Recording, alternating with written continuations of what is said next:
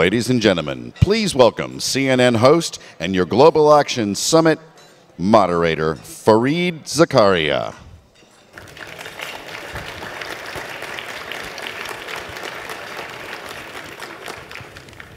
It is such a pleasure to be back. We have a very interesting program here. I'm here with Thomas Gass, one of the most important people at the UN, who is involved in really all of the UN's efforts on the subjects we are discussing.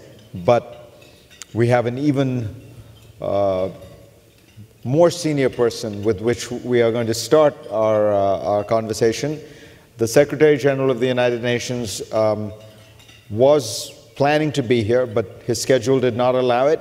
And so, thanks to the age of technology, we have an opening message from him. Can we roll that tape? Ladies and gentlemen, welcome to the 2015 Global Action Summit. I thank Fareed Zakaria, the moderator, and Chairman Scott Massey for the chance to join you by video. The Sustainable Development Goals can realize our vision to end poverty and create peaceful societies on a healthy planet. That vision emerged from the most inclusive global consultation process in the history of the United Nations, involving governments, activists, businesses, and millions of concerned citizens across the world. Now, we need all of these partners to remain united and to rally behind the goals as we embark on the crucial work of translating them into tangible improvements in the lives of people everywhere. I thank the participants in this summit for working on sustainable solutions for food, health, and prosperity. You have achieved great progress so far through the Global Action Forum. Now is the moment to become even more engaged. I have been asked to name the key reason that countries made such remarkable progress towards the Millennium Development Goals. The answer is solidarity.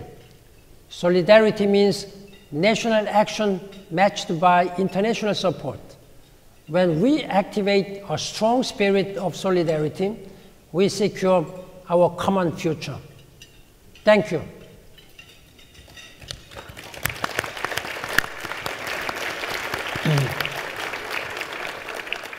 I don't know how many of you watched the Colbert Show, the new Late Show with Stephen Colbert, which the Secretary General appeared on that show and drank martinis with Stephen Colbert at the eve of the UN General Assembly. It was a less substantive presentation than you witnessed here. So again, we have to thank Scott Massey for being able to get the Secretary General not to just engage in trivia, but a substantive conversation. Thomas, as I said, is a key leader at the UN, but I think it's really important. He and I have worked together on some stuff at Davos as well, and he is refreshingly unencumbered by UN bureaucracy and somebody who really tries to get things done and does get an enormous amount done. But I want to highlight for you that these issues are very real for him.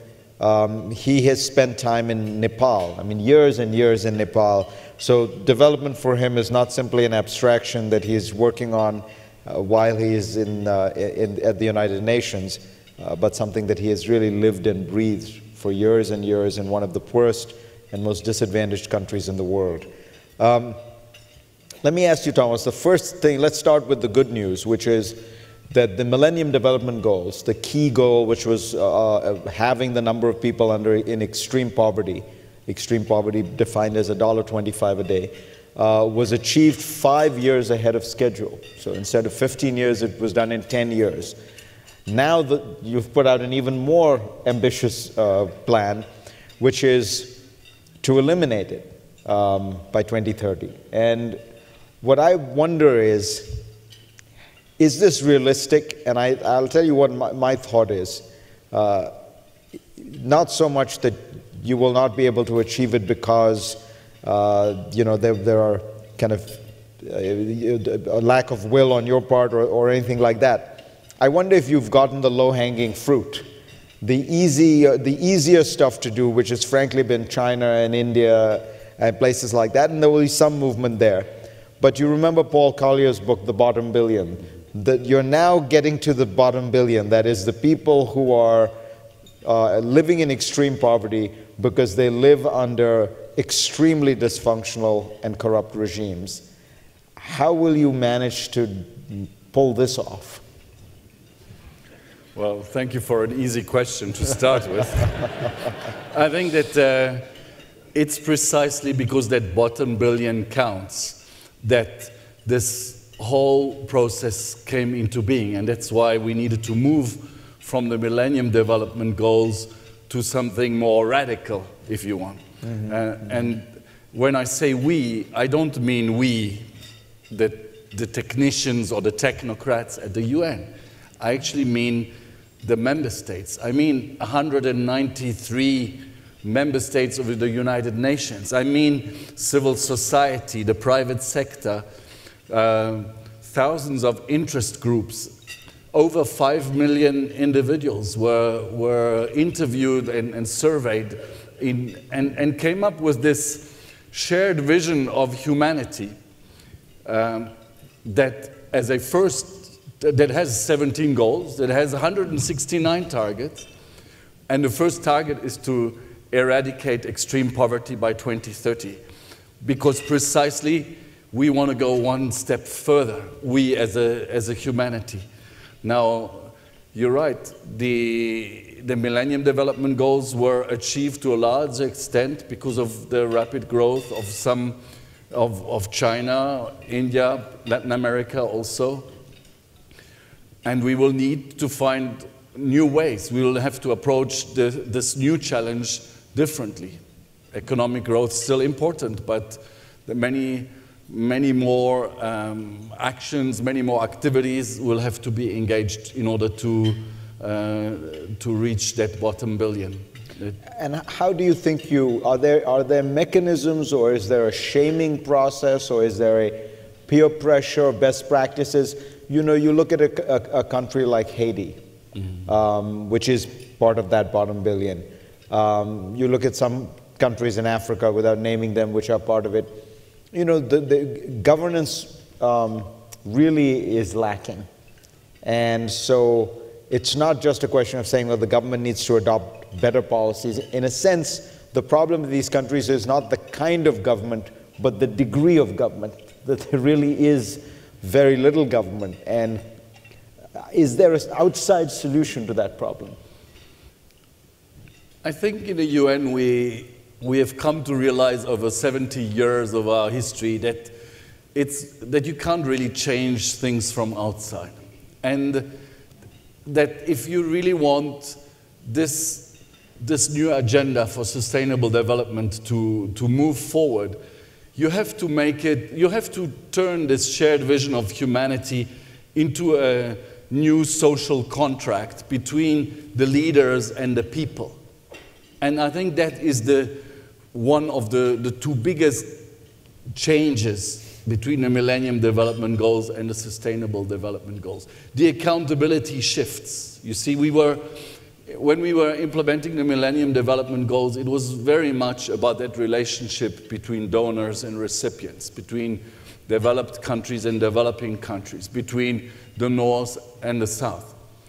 Here, there is a very clear emphasis that the accountability, the implementation, the leadership, the ownership has to be at a national level. That is a challenge in itself, but it will be crucial because it means that these sustainable development goals need to be discussed, need to become part of a national policy, a national political dialogue in Haiti, in countries in Africa, but also in the US and in Germany. And that is beginning to happen, and I feel that a conference such as this one is part of that, is a very crucial part of that. So you pointed out that there are 17 goals and 169 targets. There are people who say that's 160 too many, that, you know, when you have so many targets, when you have so many goals, frankly, you're going to dissipate the focus. You're going to, you know, you're not going to have the ability to really achieve the 4 or 5 that should be the key metrics that you look at. The Millennium Development Goals were much more focused. But the Millennium Development Goals were a strategic plan to address the most important issues in developing countries. Here, as a result of this coming together, and you heard the Secretary General say that it was unprecedented, this opening up of the UN to external voices, this shared vision of humanity is more complex. It's not a strategic plan. And for people like me who have log frames in their DNA, this is a tough thing to accept, that the Sustainable Development Goals are not just a miracle solution that can be applied in a cookie-cutter approach across developing countries and North. No, this is an agenda that addresses the complexity of the human challenges, the complexity of the interaction between natural resources, between the planet, between the economics, between the social issues. Give me a sense of the difference between the Millennium Development Goals and the Sustainable Goals. You know, highlight, illustrate that with an example. Well, you have a much stronger emphasis, of course, on climate change. You have an emphasis on building resilience in cities. You have an emphasis on making available energy, sustainable energy for all, and better access to water and sanitation. But probably the big, let's say, revolutionary paragraphs in these SDGs are, on the one hand, the recognition that inequalities leads to injustice. And so you have a goal number 10, that is all about reducing inequalities. You have a goal number 16 that is about peaceful societies, about access to justice, about reducing corruption, about better governance, a legal identity for everyone. These are new elements, but probably the most important, and I would say that is redefining sustainable development. And if anyone has written a book on sustainable development, sorry, but there's something new coming here, namely the understanding that if a significant economic or social group is left behind, our development is not sustainable. That was not part of our definition of sustainable development. And that was not part of the Millennium Development Goals. You see, going forward, we will not be able to hide behind averages anymore. It's going to be about that bottom billion wherever it is distributed. Now, that may sound like rhetoric, but it isn't. As you said, I'm a development cooperation practitioner, and we would typically go for the low-hanging fruit. We would typically go for maximum impact. And then sooner or later, the growth, the economic growth, the progress would trickle down to the vulnerable groups. But this approach, this new agenda, the Sustainable Development Goals, compel us to begin by understanding who are the most vulnerable in our cities, in our communities, in our cooperation, and to understand why these vulnerable groups are vulnerable, understanding the kind of risks, the economic, the social, the environmental, the political risks that they face, and then addressing those risks as part of our strategy. That is a very revolutionary approach to development, and not just in developing countries. It is also something that, if it is taken seriously, I believe, will change the way policies are made in developed countries. When you were in Nepal, you told me that you saw firsthand how unequal economic growth was, and that was almost the geography of Nepal that determined whether you were effectively a lucky beneficiary or not, whether you were, in a valley that was cut off from resources. Those are the kind of inequalities I think we don't think a lot about, where the inequalities are not generated by lack of skills or you're not working hard enough, but they are almost built into the economy. Exactly, and I mean that's why I'm so passionate about this agenda. After having worked for 4 years in Nepal, having seen this, you may have the next village maybe only a few hundred meters away, in a straight line, but there is a valley with a raging river in between, and that valley is about 1,500 meters deep.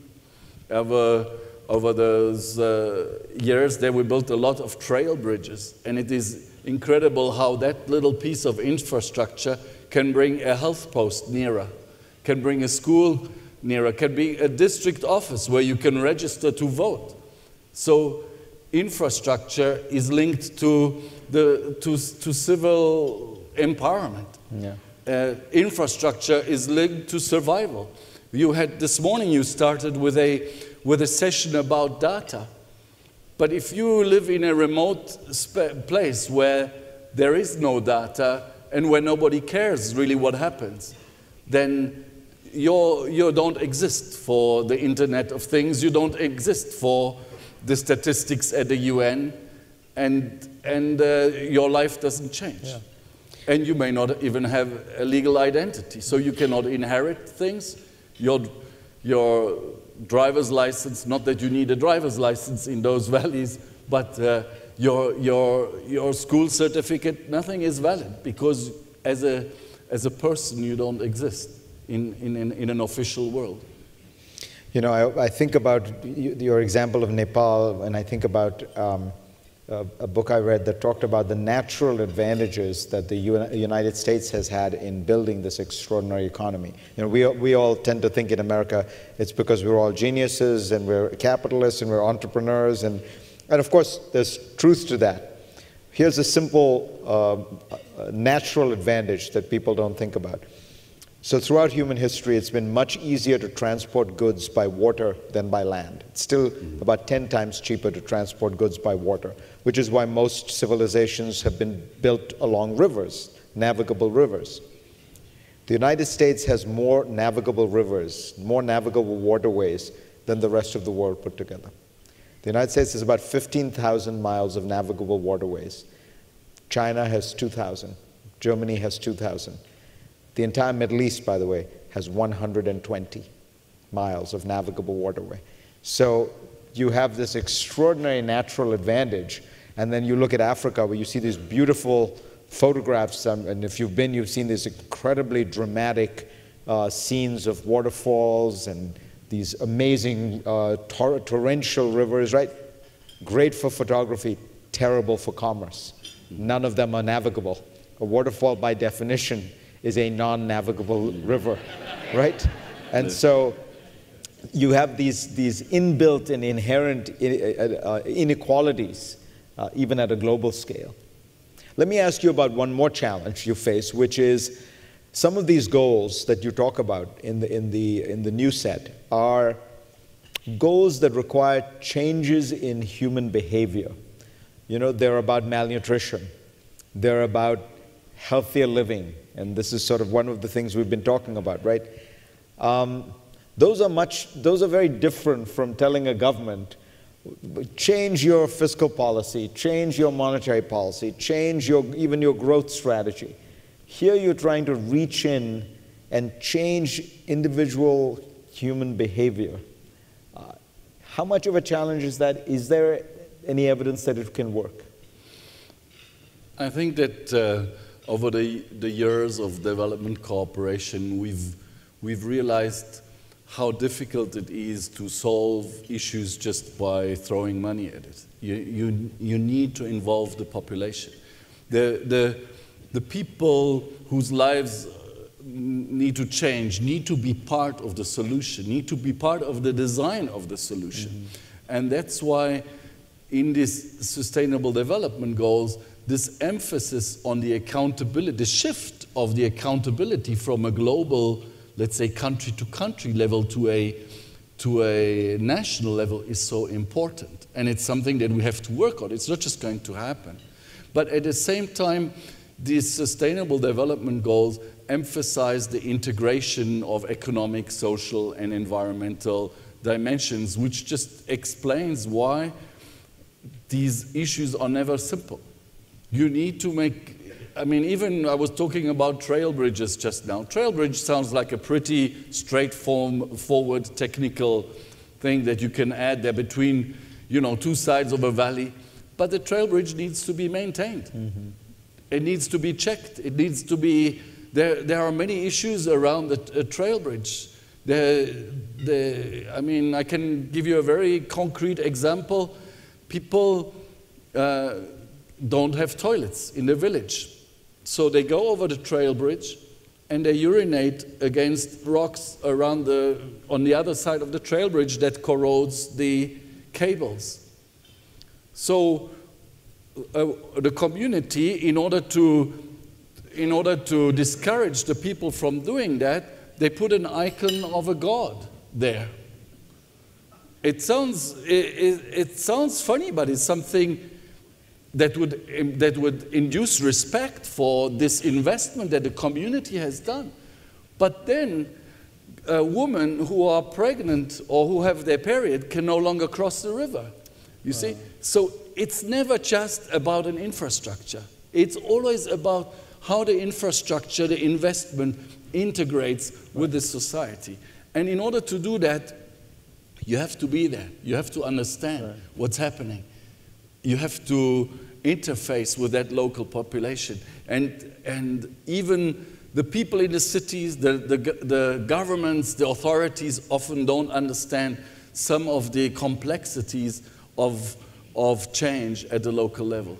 So the only way these Sustainable Development Goals are going to be achieved is if we really break them down and bring them down to local authorities, create dialogue at the local level, whether it's in Nashville, whether it's in a remote valley in Nepal, it's the same. But we need to get it to that level of discussion.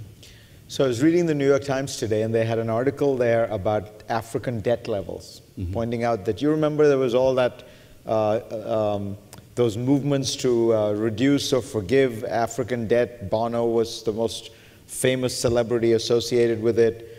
It was a huge, really global movement, and it largely succeeded.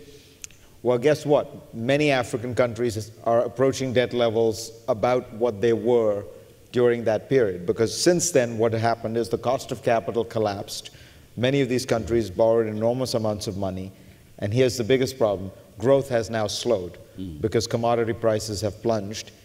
And so I guess the more general question would be, the Millennium Development Goals were achieved during a period when there was pretty robust global growth. It may have been built on credit that ultimately unwound, but during the 2002 to 2007-8 period, there was an extraordinary burst of growth, particularly the emerging markets, which were growing at 4 times the developed countries. You're probably looking at a period of slower growth going forward. Does that mean you have to adjust the time frame? And particularly, I look at Africa and look at these debt levels. Are we going to have to do another great debt forgiveness program? I wouldn't say that we have to adapt the timeline. The timeline has just been set a month ago, and so maybe moving forward. But what is important, and maybe we will need new debt relief programs. What is important, though, is to be much more creative about promoting investment at the national level, making sure also that there is no race to the bottom in terms of the fiscal conditions that foreign companies are working in these developing countries. Frequently, even though the growth happened, it didn't really bring about any fiscal revenue at the national level, because companies were able to shift their profits. So we need to have better conditions, more predictable conditions for investment, better governance, which is also an important element of these sustainable development goals. And we need to make sure that this growth is more inclusive. Hence that goal that deals with inequality, and that picks up, by the way, one of the World Bank's goals about monitoring the bottom 40% and trying to ensure that their income growth becomes higher than the national average. But that's not enough. You also need to make sure that policies lead to more inclusion, economic, social, political inclusion of marginalized groups. You need to put in place fiscal, wage, social policies that actually provide that kind of support, that kind of redistribution of wealth. How does, for this audience, how does health, nutrition, food play into these goals? They're critical, and that's why they are respectively the goal 2 and the goal 3, or the other way around. Goal 2 is on food and nutrition, and goal 3 on health, goal 4 on education. These 3 elements. You're sure you didn't get them from Scott?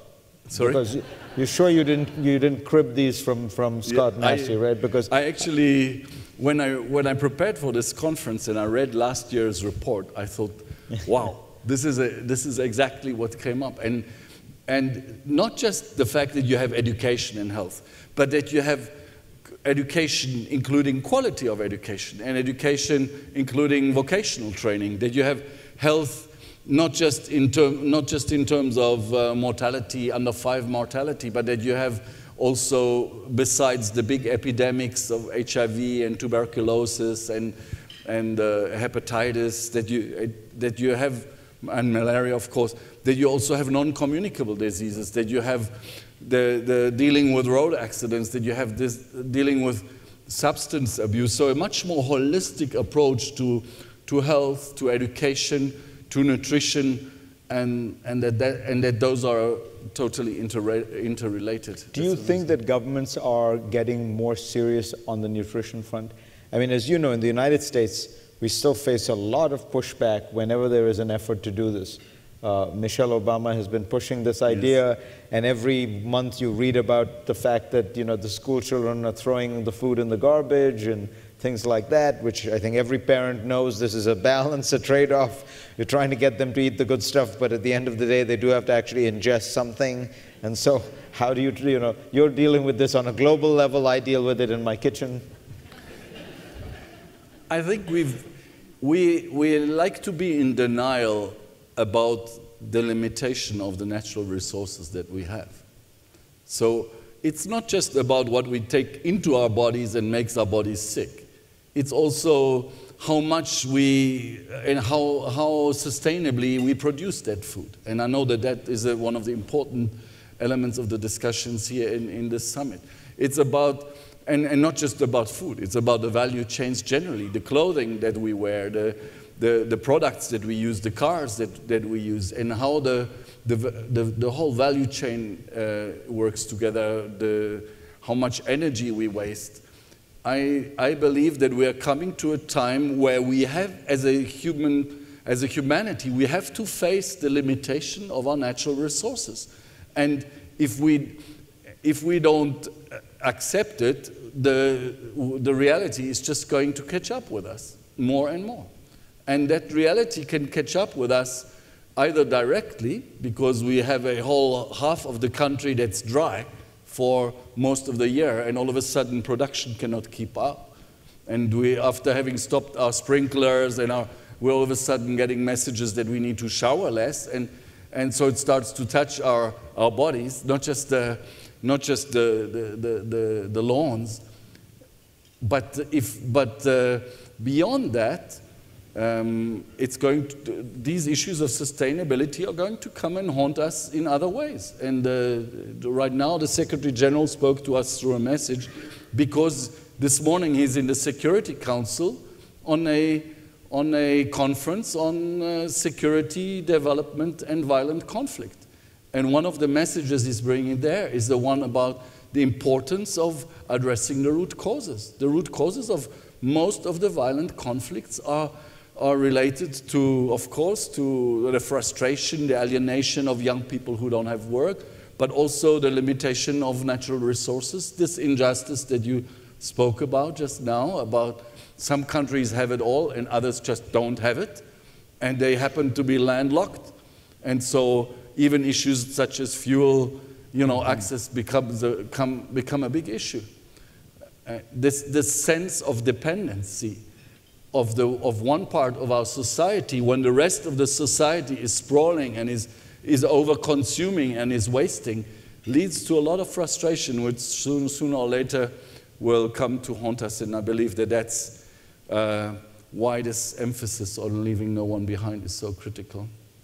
That's a wonderful note for us to close on. Thank you so much, Thomas. Thank you, Fareed. Thanks. Scott and Remy, if you can come up.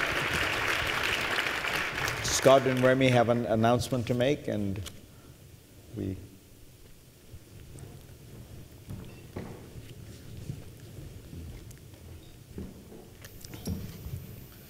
Thank you for a wonderful discussion. As there have been wonderful discussions all morning and throughout the day yesterday, as many of you know, the Global Action Platform has been involved from the outset, not only in convening wonderful events like this and connecting people with technology, communicating globally through our reports and live streaming, social media, but also with investing. Our Global Challenge Fund was created so that we were not simply talking about great ideas, but we were putting our money where our mouth is and making investments in research and in businesses that could have a transformative impact on food, health, and economic opportunity. Over the past year, we've had the pleasure to begin a series of conversations about collaborations with Aegis Health Security. And there are many opportunities to come in our ongoing discussions. But today, I'm very happy to have Remy Shakir, the managing partner of Aegis Health Security, to announce the fruition of one of those discussions, a very exciting development for our challenge funds. Remy? Thank you, Scott, and thank you, everybody, for coming together. I think if we look at shared humanity and really putting all of our great ideas and resources to work to mobilize for impact, one of the things that Aegis Health Security is looking at is how to really bring together a network of capital, looking at social responsible investing, and being able to have market-driven initiatives aligned with the Sustainable Development Goals, and really be able to measure the impact, not at the national average level, but down at the hyper-community level. And in doing so, we, with Global Action Platform, are looking at a $500 million social responsible investing fund aligned with food, health, and prosperity, measuring against the Sustainable Development Goals, and being able to really showcase a call to action that is achieving results and being able to use funds and money that are not only returning investment to the investors and returns to the investors, but being able to improve our shared humanity. Thank you very much. We're so excited about this and look forward to working with the United Nations, the UN Foundation, and others to solicit and identify some incredible technologies and business opportunities. And I think now we also have another comment from the Secretary General. Ladies and gentlemen, congratulations to Aegis Analytics and the Global Action Platform for launching the $500 million Challenge Fund.